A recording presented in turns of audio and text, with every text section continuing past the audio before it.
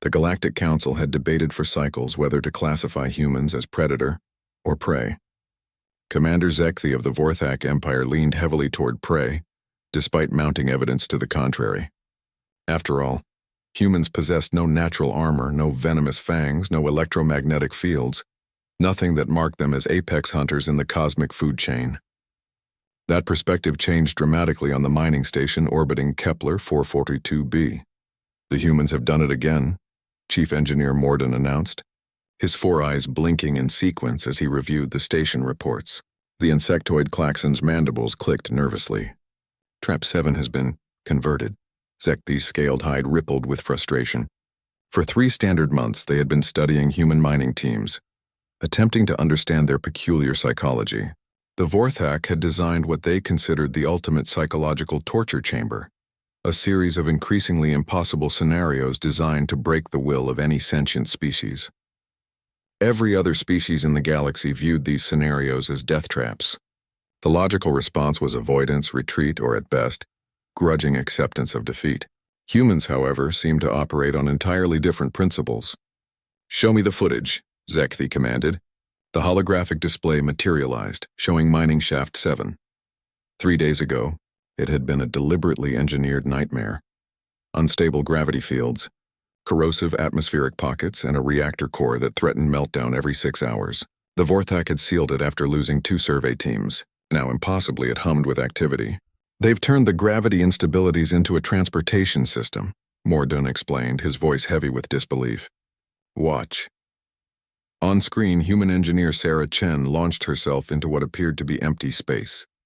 The gravity field caught her, accelerated her trajectory, and deposited her precisely at a mineral vein 30 meters away. She began extracting rare earth elements with casual efficiency. The corrosive pockets? "Containment and processing chambers for chemical synthesis," Morden replied. "They're manufacturing complex polymers using the atmospheric toxins as raw materials." "And the reactor core?" They've turned it into a timing mechanism for their entire operation. Every 6 hours when the core cycles, they use the energy discharge to power their equipment and refine their materials. They're producing triple the output of our best mining platforms.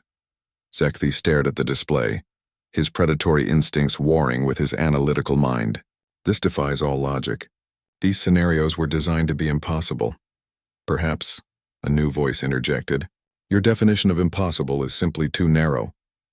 Both aliens turned to see human Captain Marcus Webb entering the observation deck. He moved with the relaxed confidence that Zekthi had learned to recognize and fear in humans. "Captain Webb," Zekthi acknowledged. "I was not aware you had clearance for this section." Webb smiled, that peculiar facial expression that somehow managed to be both friendly and predatory. "I don't.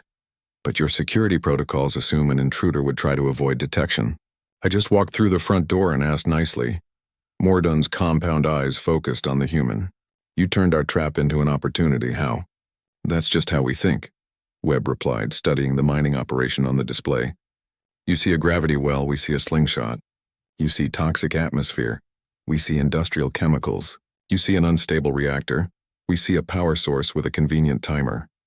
But the danger is just another variable to account for," Webb interrupted. "Every species in the galaxy seems to think in terms of absolutes. Safe or unsafe, possible or impossible. But humans, we think in terms of how can we make this work." Zekthi's tactical mind raced. "This is why your species survived the plague wars, why you've never been successfully conquered. You don't see obstacles, you see tools waiting to be used." "Bingo," Webb said, pointing a finger at the Vorthak commander. "Take the Battle of Proxima Station. Your strategist called it a perfect siege. No supply lines, no reinforcements, no escape routes. We turned the siege itself into our weapon." "How?"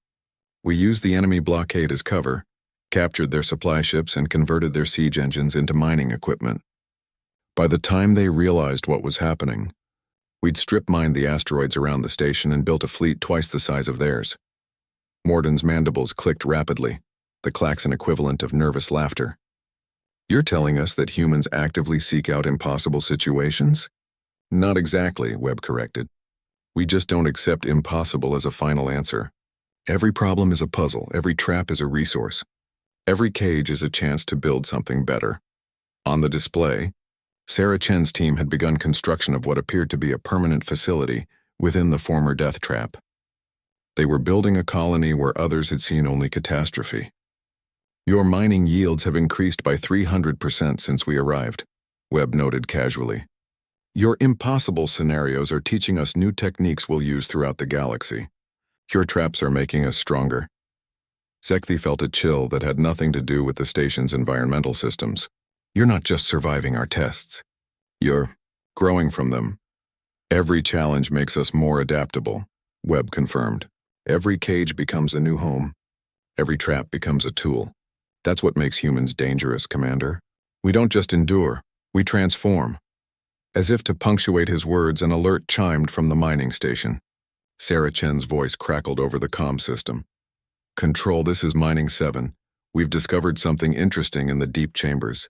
Looks like we can use the reactor instabilities to create artificial wormholes. We'd like permission to experiment with faster-than-light travel." Zekthi looked at Webb, who was grinning broadly. "Permission granted," the human captain said into his comm unit before Zekthi could respond. "Sarah, set up a research station. Looks like we just found our next opportunity."